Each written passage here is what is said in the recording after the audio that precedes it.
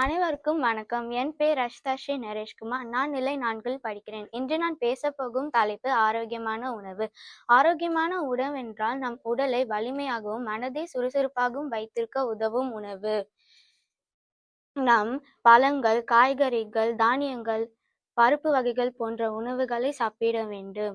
இவை நம் உடலுக்கு ஆற்றும் விட்டமின்களும் தரும். ஜங்க் உணவு, சிப்ஸ், ஃப்ரைஸ், கூல்ட்ரிங்க் போன்ற உணவுகளை குறைக்க வேண்டும். அவை நம் உடலுக்கு தீங்கு தரும்.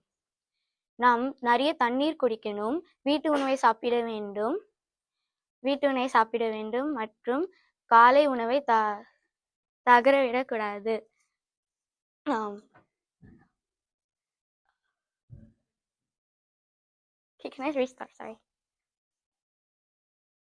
அனைவருக்கும் வணக்கம். என் பெயர் ரஷிதா ஸ்ரீ நரேஷ்குமார். நான் நிலை 4ல் படிக்கிறேன்.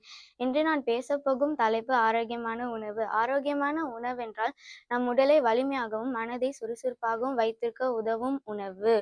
நம் பழங்கள், காய்கறிகள், தானியங்கள், பருப்பு வகைகள் போன்ற உணவுகளை சாப்பிட வேண்டும். அவை நம் உடலுக்கு ஆற்றும் விட்டமின்களும் தரும். ஜங்க் உணவு, சிப்ஸ், ஃப்ரைஸ், கூல்ட்ரிங்க்ஸ் போன்ற உணவுகளை குறைக்க வேண்டும். அவை நம் உடலுக்கு தீங்கு தரும். நம்ம நிறைய தண்ணீர் குடிக்கணும். வீட்டு உணவை சாப்பிட வேண்டும் மற்றும் காலை உணவை தவறவிடக்கூடாது. நம்ம நல்ல உணவை சாப்பிட்டோம்னா நம்மளால நல்லா படிக்க முடியும், விளையாட முடியும், ஆரோக்கியமாக இருக்க முடியும். அதனால் நம் எல்லோரும் நல்ல உணவை சாப்பிட்டு மகிழ்ச்சியாகவும் ஆரோக்கியமாகவும் இருக்கலாம். நன்றி.